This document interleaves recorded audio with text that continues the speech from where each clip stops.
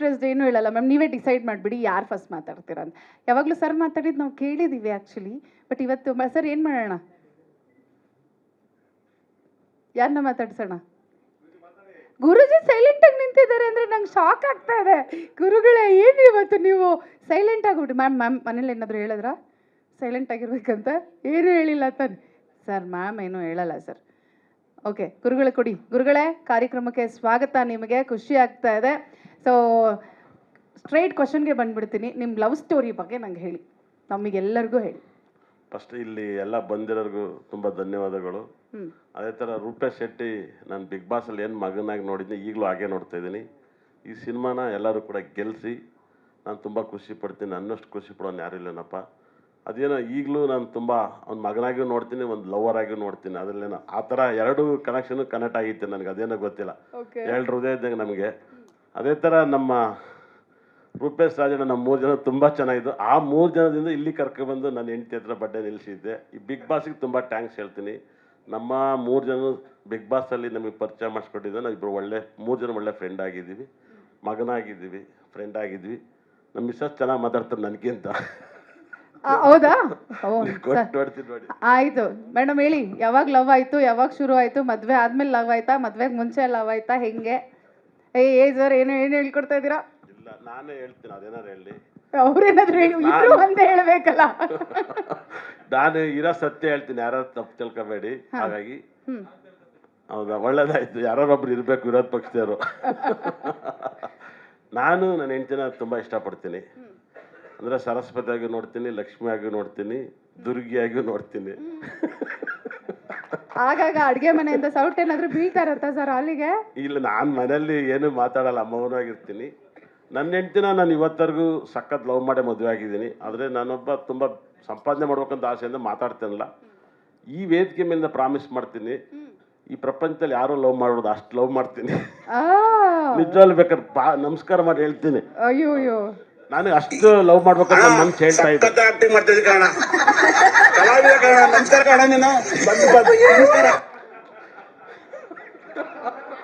ಅಲ್ಲ, ನಾವೆಲ್ಲ ರೆಡಿ ಮಾಡಿ ಇಟ್ಟಿದ್ದೀವಿ ಹಾಗಾದ್ರೆ ಸರ್ಪ್ರೈಸ್. ನೆಕ್ಸ್ಟ್ ನೀವೇ ಆಕ್ಷನ್ ಕಟ್ ಡೈರೆಕ್ಷನ್ ಎಲ್ಲ ನಿಮ್ ಆನ್ ಸ್ಕ್ರೀನ್ ಸರ್. ನೀವು ಅಯ್ಯೋ ರಾಮ, ಫೀಲ್ಡ್ ಏನಾದ್ರು ಚೇಂಜ್ ಮಾಡ್ಬಿಟ್ರೆ ಹೆಂಗೆ ನೀವು? ಇಲ್ಲ, ಇವಾಗ ಲವ್ ಫೀಲ್ಡ್ ಅಲ್ಲಿ ಇದ್ದೀನಿ. ಇಲ್ಲ, ನಾನು ತುಂಬ ದಿವಸದಿಂದ ಆದಂಥ ಆಸೆ ಇದೆ. ಅಂದರೆ ಇದನ್ನ ಹೇಳ್ಕೊಳಕ್ಕೆ ಒಂದು ವೇದಿಕೆ ಸಿಕ್ಕಿರ್ಬೋದೇನಪ್ಪ. ನಾನು ಹೆಂಡತಿ ಹತ್ರ ಹೇಳ್ಕೊಂಡಿಲ್ಲ. ಹುಚ್ಚು ಪ್ರೀತಿ ನನ್ನ ಹೆಂಡತಿ ಮೇಲೆ, ನನ್ನ ಮಗಳ ಮೇಲೆ. ನನ್ನ ಒಬ್ಬನಿಗೆ ಗೊತ್ತು ಅಷ್ಟು ಲವ್. ಅದು ಏನೋ ಗೊತ್ತ, ಮುಂಚೆ ಹಿಂಗೆ ಲವ್ ಮಾಡ್ತಿದ್ದ, ಮತ್ತೆ ಗ್ಯಾಪ್ ಆಗಿತ್ತು. ಈಗ ಭಯಂಕರ ಯಾಕಾಗಿತ್ತು ಅದು ಹೇಳಿ.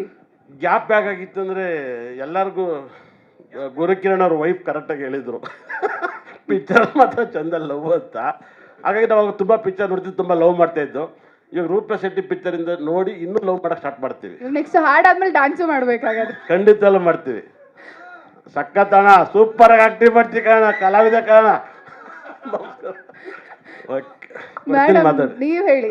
ಅವ್ರು ಹೇಳಿದ್ರು, ಆದ್ರೆ ನಿಮಗೆ ಏನ್ ಅನ್ಸುತ್ತೆ? ಯಾಕಂದ್ರೆ ನಾವು ಅವರನ್ನ ತೆರೆ ಮೇಲೆ ನೋಡೋದಕ್ಕೂ ಅಥವಾ ಯಾವುದೋ ಒಂದು ಕಾರ್ಯಕ್ರಮದಲ್ಲಿ ನೋಡೋದಕ್ಕೂ, ಮನೆಯಲ್ಲಿ ನೀವು ನೋಡೋದಕ್ಕೂ ಹಸ್ಬೆಂಡ್ ಆಗಿ, ಸರ್ ನಿಮ್ಗೆ ಏನ್ ಅನ್ಸುತ್ತೆ? ಇಲ್ಲ, ಲವ್ ಮಾಡುವಾಗ ಯಾವ ಥರ ಇರುತ್ತೆ ಅಂತಂದರೆ, ಆಗ ಬರೀ ಲವ್ ಮಾತ್ರ ಇರುತ್ತೆ, ಬೇರೆ ಏನೂ ಇರಲ್ಲ. ಫ್ಯಾಮಿಲಿ ಇರಲ್ಲ, ಏನೂ ಇರಲ್ಲ. ಆವಾಗ ನಾವು ಅವ್ರಿಗಾಗಲೇ, ಅವ್ರು ನಮಗಾಗಲೇ ಟೈಮ್ ಕೊಡೋಕ್ಕಿರುತ್ತೆ. ಮದುವೆ ಆದಮೇಲೆ ಅದು ಆಗಲ್ಲ, ಫ್ಯಾಮಿಲಿ ಆಗಿಬಿಡುತ್ತೆ. ಈಗ ಅಪ್ಪ ಅಮ್ಮ ಇರ್ತಾರೆ, ಅತ್ತೆ ಮಾವ ಇರ್ತಾರೆ, ಮಕ್ಕಳಿರ್ತಾರೆ. ಹಂಗಾಗಿ ಎಷ್ಟು ಟೈಮ್ ಕೊಡೋಕ್ಕೂ ಸಾಕಾಗಲ್ಲ. ಆವಾಗ ಏನಾಗುತ್ತೆ, ಗ್ಯಾಪ್ ಆಗುತ್ತೆ. ಒಬ್ರ ಮೇಲೆ ಒಬ್ರಿಗೆ ಕೋಪ ಆವಾಗ ಬರೋದು. ಅದನ್ನು ಅರ್ಥ ಮಾಡ್ಕೊಂಡವ್ರಿಗೆ ಮನೇಲಿ ಏನೂ ಪ್ರಾಬ್ಲಮ್ ಇರಲ್ಲ. ಇವರು ಕಷ್ಟಪಡ್ತಾರೆ, ಮನೆ ಸಾಗಿಸ್ತಾರೆ, ನಾವು ಅವ್ರ ಹಿಂದೆ ಹೋಗ್ಬೇಕಷ್ಟೆ. ಅದು ಬಿಟ್ಟರೆ ಬೇರೆ ಏನು ಆಪ್ಷನ್ಸೇ ಇರಲ್ಲ. ಪ್ರೀತಿ ಮಾಡಲ್ಲ ಅನ್ನೋದಕ್ಕೆ, ಪ್ರೀತಿ ತೋರಿಸೋದಕ್ಕೆ ಅವ್ರು ಕೆಲಸ ಮಾಡೋಕ್ಕೂ ಟೈಮ್ ಇರಲ್ಲ, ಪ್ರೀತಿ ತೋರ್ಸೋಕ್ಕೆ ಎಲ್ಲಿಂದ ಟೈಮ್ ಇರುತ್ತೆ? ದುಡ್ದು ಎಲ್ಲರನ್ನೂ ಸಾಕಬೇಕಲ್ವ ಅವರು. ಹಂಗಾಗಿ ನಾವು ಮದುವೆ ಆಗುವಾಗ ಒಂದೇ ಮಾತು ಹೇಳ್ಕೊಂಡಿದ್ದು, ನಾನು ನರ್ಸಾಗಿ ಕೆಲಸ ಮಾಡ್ತಿದ್ದೆ, ನಾನು ಹೆಮ್ಮೆಯಿಂದ ಹೇಳ್ಕೊತಿದ್ದೀನಿ ನಾನು ನರ್ಸ್ ಅಂತಂದ್ಬಿಟ್ಟು. ಆದರೆ ಅವ್ರಿಗೆ ನಾನು ಲವ್ ಮಾಡ್ತೀನಿ ಅಂತ, ಅವ್ರನ್ನ ಲವ್ ಮಾಡ್ತೀನಿ ಅಂತಲೂ ಕೇಳಲಿಲ್ಲ, ಡೈರೆಕ್ಟಾಗೆ ಕೇಳಿದ್ರು ಮದುವೆ ಮಾಡ್ಕೋತೀಯಾ ಅಂತ ಅಂದ್ಬಿಟ್ಟು. ನಮ್ಮ ಕೆಲಸದ ಬಗ್ಗೆ ಹೊರಗಡೆ ಕೆಟ್ಟ ಒಪಿನಿಯನ್ ಇದೆ. ನಿಮ್ಮ ಫ್ಯಾಮಿಲಿ ದೊಡ್ಡದು, ನಮ್ಮದು ಚಿಕ್ಕದು. ಆವಾಗ ಏನಾಗುತ್ತೆ ಅಂತಂದರೆ, ಕೆಟ್ಟದ್ದು ಅಂತಂದಾಗ ಅಲ್ಲಿ ಕೆಟ್ಟದ್ದೇ ಬರುತ್ತೆ, ಒಳ್ಳೇದು ಯಾವಾಗಲೂ ಬರಲ್ಲ. ಒಳ್ಳೇದಕ್ಕೆ ಯಾವತ್ತೂ ಒಳ್ಳೆತನ ಅನ್ನೋದಿರಲ್ಲ, ಕೆಟ್ಟದಕ್ಕೆ ಜಾಸ್ತಿ ಪ್ರಮೋಷನ್ ಇರುತ್ತೆ. ಹಂಗಾಗಿ ನಾನು ಅವ್ರಿಗೆ ಹೇಳಿದೆ, ನನ್ನ ಪ್ರೊಫೆಷನ್ ಬಗ್ಗೆ ನನ್ನ ಬಗ್ಗೆ ಗೌರವ ತೋರ್ಸಂಗಿದ್ರೆ ಮಾತ್ರ ನಾನು ಒಪ್ಕೊಳ್ಳೋದು, ಇಲ್ಲ ಅಂದರೆ ಇಲ್ಲ ಅಂತ. ಆದರೆ ಅವತ್ತು ಹೇಳಿದ್ರು, ನಾನು ಯಾವತ್ತೂ ನಿನ್ನ ಕೆಲಸದ ಬಗ್ಗೆ ಆಗಲಿ ನಿನ್ನ ಬಗ್ಗೆ ಆಗಲಿ ತಪ್ಪಾಗಿ ಅರ್ಥ ಮಾಡ್ಕೊಳ್ಳಲ್ಲ ಅಂತ. ಅವತ್ತಿಂದ ಇವತ್ತಿನ ತನಕ ಹಾಗೇ ಇದ್ದಾರೆ ಅವರು. ಹಂಗಾಗಿ ನಾನು ಯಾವತ್ತೂ ಅವ್ರ ಬಗ್ಗೆ ತಪ್ಪಾಗಿ ಹೇಳೋದೇ ಇಲ್ಲ ಎಲ್ಲೂ. ರೀಟೇಕ್ ಬೇಕಾ? ಪಾಪ. ಓಕೆ, ಆದರೆ ಬನ್ನಿ ಮುಂದೆ ಬನ್ನಿ. ಸೊ ಫೈನಲಿ ಇವಾಗ ಹೇಗೆ ಅನಿಸ್ತಾ ಇದೆ after so many years of marriage?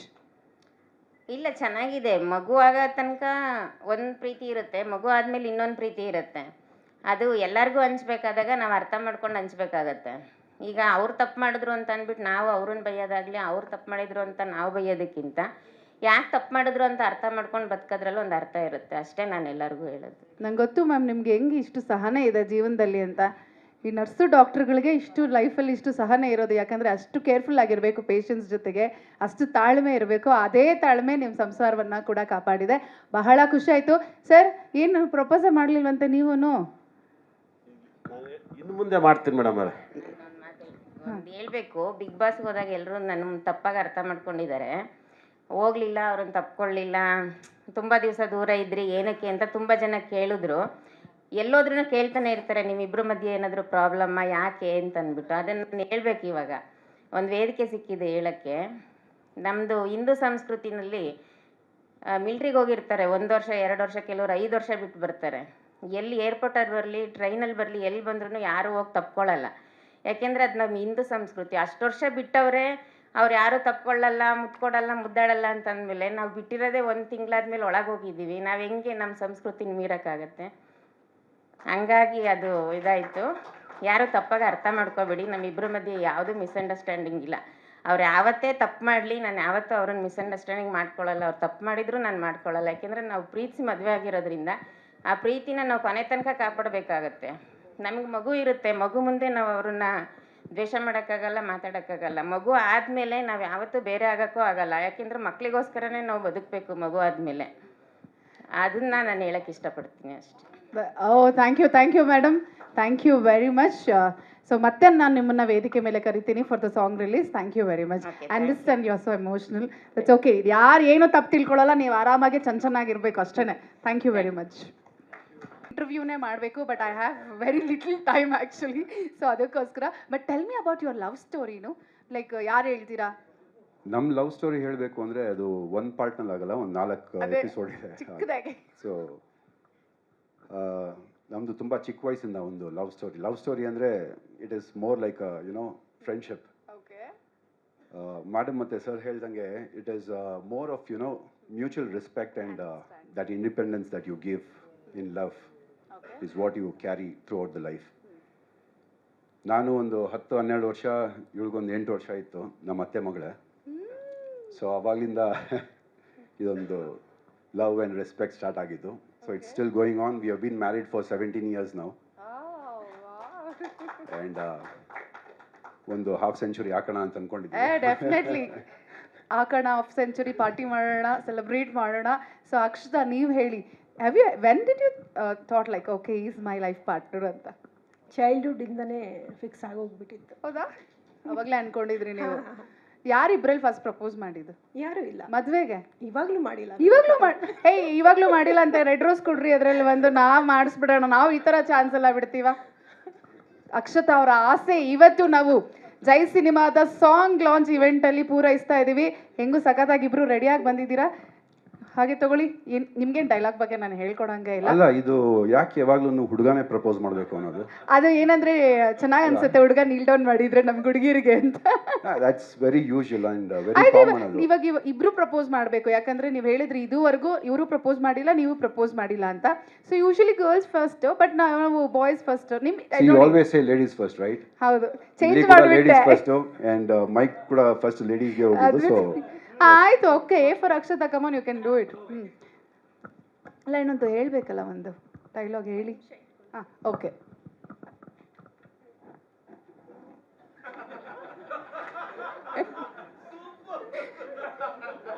Madam ಹೇಳದ್ಮೇಲೆ ಆಯ್ತು ಮಾಡಿ. ಪ್ರಪೋಸ್ ಅವರೇ ಮಾಡ್ತಾ ಇದ್ದಾರೆ, ನೀಲ್ ಡೌನ್ ಇಷ್ಟೇ ನೀವು ಮಾಡ್ತಿರೋದು. ಕೂದಲು ಹಾಂ ಇದು ಕೇಳಿಸ್ಲಿಲ್ಲ ಅದಕ್ಕೆ. ಐ ಲವ್ ಯು ಚಿನ್ನ. Thank you. ಸ್ವಲ್ಪ that's so sweet. Thank you. Finally okay. So ಅವ್ರ ಆಸೆ ನೀವು ಈಡೇರಿಸ್ಬೇಕು. ಇವಾಗ ನೀವೊಂದು ಪ್ರಪೋಸ್ ಮಾಡ್ಬೇಕು ಅವ್ರಿಗೆ. 17 ಇಯರ್ಸ್ ಹಿಂದೆ ಹೋಗ್ಬೇಕು ನೀವು. ಅವಾಗ ಹೇಗಿದ್ರಿ ಆ ಥರ ಥಾಟ್ ಬರ್ಬೇಕು ನಿಮಗೆ. ಆ್ಯಕ್ಚುಲಿ ವಿನಯ್ ಅವ್ರನ್ನ ನಾವು ಆನ್ ಸ್ಕ್ರೀನ್ ಎಲ್ಲ ನೋಡಿದಾಗ ಸ್ವಲ್ಪ ಇದು ಈ ರಗಡ್, ಈ ಹುಡುಗಿರಿಗೆ ಬ್ಯಾಡ್ ಬಾಯ್ ಲುಕ್ಸ್ ಇಷ್ಟ ಆಗುತ್ತೆ, ಆ ಥರ ಎಲ್ಲ ಇರುತ್ತಲ್ಲ, ಆ ಥರ ಏನಾದರೂ ಪ್ರಪೋಸ್ ಮಾಡಿದ್ರೆ ಹೇಗಿರುತ್ತೆ ಅಂತ ನೀವು ಮಾಡಬೇಕು. ಅಂದರೆ ಇವಾಗ ನನ್ನ ಮಗನಿಗೆ 16 ವರ್ಷ. ಈಗ ಪ್ರಪೋಸ್ ಮಾಡಿದ್ರೆ ನಾನು ಬ್ಯಾಡ್ ಎಕ್ಸಾಂಪಲ್ ಸೆಟ್ ಮಾಡ್ತೀನಿ ಅವ್ನಿಗೆ. ಇಲ್ಲ ಅದೃಷ್ಟ ಒಂದು ಅಪ್ಪ ಅಮ್ಮ ಪ್ರಪೋಸಲ್ ನೋಡ್ತಾ ಇರ್ತೀವಿ ನಾವು ಅಂತ. ಬಟ್ ದೆನ್ ಚಿಕ್ಕ ವಯಸ್ಸಿಂದ ಬರೀ ಪಾರ್ಟ್ನರ್ ಆಗಲ್ಲ, ಒಂದು ಫ್ರೆಂಡ್ ಆಗಿ, ಒಂದು ಕಂಪ್ಯಾನಿಯನ್ ಆಗಿ, she is respected me and my privacy and my work that I do. ತುಂಬ ಸಪೋರ್ಟ್ ಮಾಡಿದ್ದಾಳೆ. And I love you now and forever. Sweet. Thank you very much. So ನೀವು couple ಆಗಿ 17 ವರ್ಷಗಳು happy married life. ಇನ್ನು ಮುಂದೆ ಸಿಕ್ಕಾಪಟ್ಟೆ ಇದೆ. We have to celebrate 25 years 50 years ಆ ಥರ. ಬಟ್ ಟುಡೇ ಇವತ್ತು ಕಪಲ್ ಸಾಂಗ್ ಕೂಡ ನಾವು ರಿಲೀಸ್ ಮಾಡ್ತಾ ಇರೋದ್ರಿಂದ as a couple you are our chief guest. So ನಿಮ್ಗೆ ಹೇಗೆ ಅನ್ಸುತ್ತೆ about a film? First of all Jai ಅನ್ನೋ ಸಿನಿಮಾ ಒಂದು ಪ್ರೊಮೋ ನೋಡಿದಾಗಲೇ ಗೊತ್ತಾಯಿತು ರೂಪೇಶ್ ಅವರು ಜಯಕಾರ ಆಗ್ತಾರೆ ಅಂದ್ಬಿಟ್ಟು ಇಂಡಸ್ಟ್ರೀಲಿ. And it has come out really well. And it doesn't look like you are doing this for the first time. ನೋಡಿ ನಾನು ಮೀಟ್ ಮಾಡ್ತಿರೋದೇ ಇವತ್ತು. ಬಟ್ ದೆನ್ ಬಿಗ್ ಬಾಸ್ ಅಂತ ಬಂದಾಗ we all become a family. So we stand for each other. And ಈ promo ನೋಡಿದಾಗ I really wish man it's gonna be a super duper hit. All the best. And I guess ಹಾಡು ಕೂಡ ಅಷ್ಟೇ ಚೆನ್ನಾಗಿರುತ್ತೆ ಅಂತ I am just expecting to see that. Definitely in a short ವೈಲಲ್ಲಿ. Thank you very much. Thank you. Still then All the please be best. Seated. Thank you. ಆಯಿತು sir, ಮಾತಾಡಲಿ. ಆದರೆ ಅದಕ್ಕೂ ಮುನ್ನ ನಾವು ಆ್ಯಕ್ಚುಲಿ ರೂಪೇಶ್ ಮಾತಾಡಬೇಕಂದ್ರೆ ಹೇಳ್ತಾ ಇದ್ರಿ ನೀವು ಸರ್ದು ಲವ್ ಮ್ಯಾರೇಜ್ ಅಲ್ಲ, ಬಟ್ ನಾನು ಹೇಳಿದೆ ಮದುವೆ ಆದಮೇಲೆ ಲವ್ ಆಗಿದೆ ಅಂತ. ಸೊ ಮ್ಯಾಮ್, ನೀವು if you go back, so ಹೇಗೆ ಅನಿಸ್ತಾ ಇದೆ ನಿಮಗೆ? ಮದುವೆ ಆಗಿ ಹೊಸದಲ್ಲಿ ಲವ್ ಯಾವಾಗಾಯಿತು? ಲವ್ ಬಗ್ಗೆ ನೀವೇನು ಹೇಳ್ತೀರಾ? ನೀವು 2 ಲೈನ್ಸಲ್ಲಿ ಹೇಳೋದಿದ್ರೆ. ಹಾಂ, ಇಬ್ಬರೂ ಹೇಳಬೇಕು. ಲವ್ ಇರೋದು ಬರೀ ಸಿನಿಮಾದಲ್ಲಿ ಮಾತ್ರ ಅನ್ಸುತ್ತೆ. ನಮಗೆ ಸ್ಟ್ರೇಟಿಗೆ ಹಾರ್ಟಿಗೆ ಮಾಡಬಿಟ್ರಿ. ನಿಜ ಜೀವನದಲ್ಲಿ ಲವ್ ಅನ್ನೋ ಪದ ತುಂಬ it's over rated. I think it's mutual understanding. And I will second it. Actually ನನಗೇನು ಬರೆದಿದ್ದು, ಆ ಫೋಟೋ ಕೆಳಗಡೆ ಏನೋ ಬರೆದಿದ್ರಲ್ಲ, ಪ್ರೀತಿಯಲ್ಲಿ ಗೆದ್ದ ಏನದು, ಪ್ರೀತಿ ಗೆದ್ದ. ಪ್ರೀತಿಯಲ್ಲಿ ಯಾವತ್ತು ಬೀಳೋದೆ, ಗೆಲ್ಲೋದು ಕಮ್ಮಿ. ಗೆಲ್ಲೋದು ಯಾರು ಅಂದರೆ ರೋಮಿಯೋ ಜೂಲಿಯೆಟ್ ಕ್ಲೈಮ್ಯಾಕ್ಸ್ ಗೊತ್ತು, ಲೈಲಾ ಮಜ್ನು ಕ್ಲೈಮ್ಯಾಕ್ಸ್ ಗೊತ್ತು, ಮಮ್ತಾಜ್ ಶಾಜಾನ್ ಅದ್ರ ಕ್ಲೈಮ್ಯಾಕ್ಸ್ ಗೊತ್ತು. ಸೊ ಆ್ಯಕ್ಚುಲಿ ರಿಯಲ್ ಪ್ರೀತಿ ಅಂತ ಯಾರು ಗೆದ್ದಿದ್ದಾರೆ ಅಂತ ಹೇಳಿದ್ರೆ ಆ್ಯಕ್ಚುಲಿ ಗೆದ್ದವರು ಯಾರು ಉಳಿದಿಲ್ಲ ಅಂತ ಅನಿಸುತ್ತೆ. ಬಟ್ ಅಫ್ಕೋರ್ಸ್ ಸಿನಿಮಾದಲ್ಲಿ ಪ್ರೀತಿ ನೋಡೋಕೆ ತುಂಬ ಇಷ್ಟ ಆಗುತ್ತೆ ನನಗೆ. ಆಮೇಲೆ ನನ್ನ ಗರ್ಲ್ ಫ್ರೆಂಡ್ ಕರ್ಕೊಂಡು ಬರ್ಬೇಕಿತ್ತು. ನೀವು ಹೇಳಿ ಸರ್ ಸೀಕ್ರೆಟ್, ನೀವು ಹೇಳಿ. ಅದಕ್ಕೆ ಹಂಗೆ ಫ್ಲೋನಲ್ಲಿ ಬಂದ್ಬಿಡ್ತು, ಹಂಗೆ ಹೋಲ್ಡ್ ಮಾಡಿಬಿಟ್ರು. ಅದು ಆ್ಯಕ್ಚುಲಿ ಯೋಚನೆ ಮಾಡ್ದ, ಒಂದು ಕರೆದ್ರೆ ಇನ್ನೊಂದು 30ಕ್ಕೆ ಬೇಸರ ಆಗೈತೆ. ಸೊ ಆ ಕ್ಯಾಲ್ಕುಲೇಷನ್. ಇದು ಮಂಗಳೂರು ಹುಡುಗರೆಲ್ಲ ಲವ್ ಮ್ಯಾರೇಜ್ ಎಲ್ಲ ಕಷ್ಟ ಕಮ್ಮಿ ಅಲ್ಲ. ಲವ್ ಮಾಡಲ್ಲ ನೀನು? ನನಗೆ ಈಗ ನಂಬಕ್ಕಾಗಲ್ಲ. ಬಟ್ ಆ್ಯಕ್ಚುಲಿ ರೂಪೇಶ್ ಬಗ್ಗೆ ನನಗೆ ಚಿಕ್ಕಂದಿಂದ ಗೊತ್ತು. ಅವನು actually I know him from very long. Of course ನಮ್ಮ ಚಾನಲಲ್ಲಿ he was A anchor and very demanded anchor. ಎಲ್ಲದಕ್ಕಿಂತ ಜಾಸ್ತಿ I think is a very hard worker. ನಾನು ಆ್ಯಕ್ಚುಲಿ ಅವ್ನ ಫಸ್ಟ್ ಫಿಲ್ಮಲ್ಲಿ ಜೊತೆಗಿದ್ದೀನಿ. ನಾನು ಹಾಡ್ತಾ ಇದ್ದೀನಿ, ಏನೋ ಮಾಡ್ತಾ ಇರ್ತೀನಿ. So really hard worker. ನಾನು ಹೇಳೋದು, ಒಂದು ಪಿಕ್ಚರು ಸ್ಟಾರ್ಟಿಂಗಿಂದ ಕೊನೆ ತನಕ ಆ ಡೆಡಿಕೇಶನ್ ಯಾವುದೇ ಹೀರೋ ಇಟ್ಟರು 100% ಅವ್ರ ಗೆಲುವು ಖಚಿತ ಅಂತ ಹೇಳ್ಬೋದು. ಯಾಕಂದರೆ until last minute release plan ಆಗಲಿ, ಪಬ್ಲಿಸಿಟಿ ಆಗಲಿ, ಎವ್ರಿಥಿಂಗ್ ಈ gets involve so much. So basically ಆ ಗುಣ ನಮ್ಮಲ್ಲಿ ಎಲ್ಲ ಹೀರೋಗಳಿಗಿದ್ದರೆ ಡೆಫಿನೆಟ್ ಆಗಿ ಇಂಡಸ್ಟ್ರಿಯಲ್ಲಿ ಅಟ್ಲೀಸ್ಟ್ ಒಂದು 20-30% ಹಿಟ್ ರೇಟ್ ಡೆಫಿನೆಟ್ ಇರುತ್ತೆ. ಸೊ ಐ ಥಿಂಕ್ ಡೆಫಿನೆಟ್ಲಿ ಒಂದು ಖುಷಿ ಆಗುತ್ತೆ that he is working so hard. So ಅವನ ಜೊತೆ ಯಾವತ್ತು ಇರ್ತೀವಿ ಅಂತ ಹೇಳೋಕ್ಕೆ ಇಷ್ಟ ಆಗುತ್ತೆ. ಆ ಕಡೆ ಹೀರೋಯಿನ್ ಅಷ್ಟೇ, I know from family friends. ಅವ್ರ ತಂದೆ, ಅವ್ರ ಮಾವ ಎಲ್ಲ ನಾವು ಜೊತೆಗಿದ್ವಿ. So I know them from very long. So ಇದರಲ್ಲಿ ಇದ್ದಿದ್ದು ಆ್ಯಕ್ಚುಲಿ ಆ್ಯಕ್ಟರ್ ಸುನೀಲ್ ಅಣ್ಣ ಆ್ಯಕ್ಚುಲಿ ನನಗೆ ಸ್ಟಾರ್ಟಿಂಗ್ ಇನ್ಸ್ಪಿರೇಷನ್. ನಾನು ಆ್ಯಕ್ಚುಲಿ ಮೊದಲಿಗೆ ಬಾಂಬೆಯಲ್ಲಿ ಟ್ರೈ ಮಾಡಿದ್ದೆ ಆ್ಯಕ್ಚುಲಿ. ಒಂದು ಪಿಕ್ಚರ್ ಆದ ತಕ್ಷಣ ಆ ಪಿಕ್ಚರ್ ಮಾಡೋ ಮೊದಲು ನನಗೆ ಮ್ಯೂಸಿಕ್ ಡೈರೆಕ್ಷನ್ ಐಡಿಯಾ ಇರಲಿಲ್ಲ. ಸುನೀಲ್ ಶೆಟ್ಟಿ ಫ್ರೆಂಡ್ಸ್ ಎಲ್ಲ ಹೇಳಿದ್ದು, ಗುರುಕಿರಣ ಏನಕ್ಕೆ ನೀವು ಮ್ಯೂಸಿಕ್ ಇಂಟ್ರೊಡ್ಯೂಸ್ ಮಾಡ್ಬೋದು ಡೈರೆಕ್ಟರ್ ಆಗಿ ಅಂತ. ಯಾಕೆ ನನ್ನ ಫ್ರೆಂಡ್ಸಿಗೆ ಮ್ಯೂಸಿಕ್ ಡೈರೆಕ್ಷನ್ ಏನು, ಸಿಂಗರ್ ಏನು ಅಂತ ಗೊತ್ತಿರಲಿಲ್ಲ. ಅವರು ಅಲ್ಲ ಒಂದು ಡೆಮೋ ಮಾಡಿ ತರಲಿ ಅಂತ ಹೇಳಿದರು. ಅದೇ ಟೈಮಿಗೆ ನನಗೆ ಸಿಕ್ತು ಫಿಲ್ಮು. ಸೊ ಈ ಡೆಮೋ ಮಾಡಿ ಮತ್ತೆ ಆಮೇಲೆ ನಾನು ಹೋಗಿದ್ದು ಬಾಂಬೆಯಲ್ಲಿ 1 ವರ್ಷ ಜಾಸ್ತಿ. ಇಲ್ಲೂ ಅಷ್ಟೊಂದು ದೊಡ್ಡ ಆಫರ್ಸ್ ಬಂದಿಲ್ಲ. I was more in Bombay. ದೊಡ್ಡ ಪಿಕ್ಚರ್ ಸಿಕ್ತು, ಬಟ್ ಅನ್ಲಕ್ಕಿಲಿ ಯಾವುದು ಒಂದು ಟೇಕ್ ಆಫ್ ಆಗಿಲ್ಲ. ಐ ಥಿಂಕ್ ಶಾರುಖ್ ಸಲ್ಮಾನ್ ಇಬ್ಬರು ಇದ್ದ 2 ಚಿತ್ರಕ್ಕೆ ಮ್ಯೂಸಿಕ್ ಅಂತ ಕಂಪೋಸಿಂಗ್ ಎಲ್ಲ ಆಗಿತ್ತು, but nothing took off. So Sunil ಅಣ್ಣ ವಾಸ್ ಎ ಗ್ರೇಟ್ ಹೆಲ್ಪ್. ಯಾಕಂದರೆ is a good friend of mine. ಆವತ್ತಿಂದ ಆಗೊಂದು ಮಿಸ್ಚಿಫ್ ಅಂತ ಅಂಗಡಿ ಇತ್ತು. ಸೊ ನಮ್ದು ಯೂಶ್ವಲಿ ವಾರ್ಡನ್ ರೋಡಲ್ಲಿ, ನಮ್ದು ಯೂಶ್ವಲಿ ಅಡ್ಡ ಅಲ್ಲಿ ಸಂಜೆ ಆಗುವ ಬಾಂಬೆಯಲ್ಲಿ. So even he is also a great support to this film. ಈ ಕಡೆಯಿಂದ ಆ್ಯಕ್ಟರ್ಸ್ ಎಲ್ಲ ನನಗೆ ಪರಿಚಯ ಇದ್ದವ್ರೆ. So good try. I think wishing you all the best. ಚಿತ್ರ ಒಳ್ಳೆಯದಾಗಲಿ and expecting a lot from you. Thank you sir. Coming to you, ಎಷ್ಟೋ ಗೀತೆಗಳನ್ನು ನೀವು ಹಾಡಿದ್ದೀರಾ, ಎಷ್ಟೋ ಸಿನಿಮಾಗಳಿಗೆ ನೀವು ಸಂಗೀತ ನಿರ್ದೇಶನವನ್ನು ಮಾಡಿದ್ದೀರಾ. ಮ್ಯಾಮ್ಗೋಸ್ಕರ ಸ್ಪೆಷಲ್ ಆಗಿ ಯಾವುದಾದ್ರೂ ಒಂದು ಸಾಂಗ್ ಮ್ಯೂಸಿಕ್ ಕಂಪೋಸ್ ಮಾಡಿ ಹಾಡಿರೋದಿದೆಯಾ? ಹೂನಾ ಸರ್, ಯಾವುದಾದ್ರು ಹಾಗಾದ್ರೆ? ಮ್ಯಾಮ್ ಮನೆಗೆ ಹೋದ್ಮೇಲೆ ಇದೆ ಇಷ್ಟು ಗೀತೆಗಳಲ್ಲಿ ಒಂದೇ ಒಂದು ಸಾಂಗ್ ಮ್ಯಾಮ್ಗೋಸ್ಕರ. ಅಬ್ಬಬ್ಬ ಈ 50 kg ಹಲ್ವಾ ಮುಟ್ಟಿದ್ರೆ ಯಾಕೋ ಕರ್ಗೋಗುತ್ತಾಳೆ ಅಲ್ವಾ, ಬಳುಕುತ್ತ ಬಂದರೆ ಈ ಹಲ್ವಾ ವಾರೆವಾ. ಸರ್ ಓಕೆ, ಈ ಹಾಡು ಜೊತೆಗೆ ಮ್ಯಾಮ್ಗೋಸ್ಕರ ಯಾವುದಾದ್ರೂ ಒಂದು ಸಾಂಗ್, ಮತ್ತೊಂದು ಸಾಂಗ್ನ ನೀವು ಪಿಕ್ ಮಾಡಬೇಕು ಅಂತ ಅಂದ್ಕೊಂಡ್ರೆ ಯಾವ ಸಾಂಗ್ ಪಿಕ್ ಮಾಡ್ತೀರಾ? 2 ಲೈನ್ಸ್ ಮ್ಯಾಮ್ ನೋಡ್ತಾನೆ ಹಾಡಬೇಕು. ಒಂದು ಸಾಂಗ್ ಆಲ್ರೆಡಿ ಪಿಕ್ಚರ್ಗೆ ಆಡಿದ್ದೀನಿ, ಒಂದು ಈಗ ಆಡಿದೆ, ನೆಕ್ಸ್ಟ್ ಪಿಕ್ಚರಿಗೆ ಬಿಲ್ ಹೋಗುತ್ತೆ. ಓಕೆ ಪರವಾಗಿಲ್ಲ, ಆದರೆ ನೀವು ಆಡಲೇಬೇಕು ಮ್ಯಾಮ್ಗೋಸ್ಕರ. ಮ್ಯಾಮ್ ನಾನು ನೋಡ್ತಾ ಕಣ್ಣಲ್ಲಿ ಕಣ್ಣಿಟ್ಟು, ಇವತ್ತು ಒಂದು ಟಾಸ್ಕ್ ಸರ್ ನಿಮಗೆ. ಮ್ಯಾಮೇ ಅದನ್ನ ಆಮೇಲೆ ಮಾರ್ಕ್ಸ್ ಕೊಡ್ತಾರೆ, ಎಷ್ಟು ಅಂತ. ಫಸ್ಟ್ ಕ್ಲಾಸಲ್ಲಿ ಪಾಸ್ ಆಗಿದ್ರೆ ಸದ್ಯ ಟಾಸ್ಕ್ ಸ್ವಲ್ಪ ಕಷ್ಟ ಆಗುತ್ತೆ. Sir any of your songs. ಕಣ್ಣು ನೋಡಿದ ಹಾಡೆಲ್ಲ ಪ್ರೀತಿ ಉಕ್ಕಿ ಬರುತ್ತೆ, ಹಾಡೆಲ್ಲ ಮರ್ತೋಗ್ಬಿಡ್ತೀನಿ ನಾನು. ಸರ್ ಇವಾಗ ಅಟ್ ಪ್ರೆಸೆಂಟ್ ನೀವು ಆಕ್ಟ್ರೆಸ್ ಅಂತ ಅನ್ಕೊಳ್ಳಿ, ಆಕ್ಟ್ರೆಸ್ ಮ್ಯಾಮು, ನೀವು ಆಕ್ಟರು, ಅವ್ರಿಗೋಸ್ಕರ ಹಾಡ್ತಾ ಇದ್ದೀರಾ. ಯಾವ ಹಾಡಾಡ್ಲಿ? ನಿಮ್ಮ ಫೇವ್ರೆಟ್ ಸರ್, ನಿಮ್ಮ ಫೇವ್ರೆಟ್ ಯಾವುದಾದ್ರು? ಹಾಗಾದ್ರೆ ಮ್ಯಾಮ್ ಫೇವ್ರೆಟ್ ಆಕ್ಟರ್ ಬರೀ ಬಾಯಿ ಅಲ್ಲಾಡ್ಸೋದು, ಯಾರು ಬೇರೆ ಹಾಡ್ಲಿ, ನಾನು actor. Sir 2 in 1. Music composer, singer cum actor. I love you darling ನನ್ನಾಣೆಗೂ. ಕಣ್ಣು ನೋಡಿ, ಕಣ್ಣು ನೋಡ್ಬೇಕು, ಅದೇ ಇರೋದು ಟಾಸ್ಕ್ ಇಲ್ಲಿ.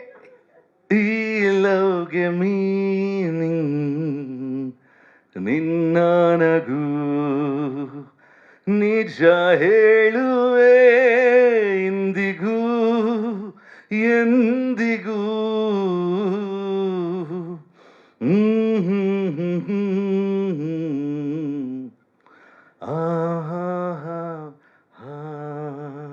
ಓ ವಾವ್, ಮ್ಯಾಮ್ ಇಂದನೇ ಇನ್ಸ್ಪೈರ್ ಆಗಿ ಹಾಡು ಈ ಸಾಂಗ್ ಅನ್ನ ಅವಳನ್ನ ಮುಂದೆ ಕೂರಿಸಿ ಹಾಡಿದೆ.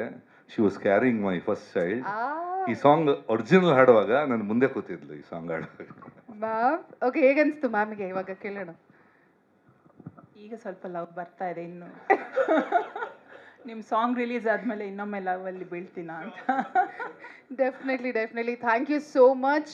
I want to say something about Rupesh. ಇವತ್ತು ನಾನು ಬಂದಿದ್ದಕ್ಕೆ ಕಾರಣ ರೂಪೇಶ್, ಬಿಕಾಸ್ ನಾನು ರೂಪೇಶನ್ನೇ ಎಷ್ಟು ಒಂದು 10-15 ವರ್ಷದಿಂದ ನೋಡ್ತಾ ಇದ್ದೀನಿ. Such a amazing person. I think big boss ಅಂತ ವೇದಿಕೆಯಲ್ಲಿ ಅದು ಬಂತು. And you can't hide good people. So I wish him all the best. ಇದು ಜಸ್ಟ್ ಬಿಗಿನಿಂಗ್ ಅಷ್ಟೇ Rupesh. You are going to conquer the world. Thank you ma'am, thank you sir, thank you very much.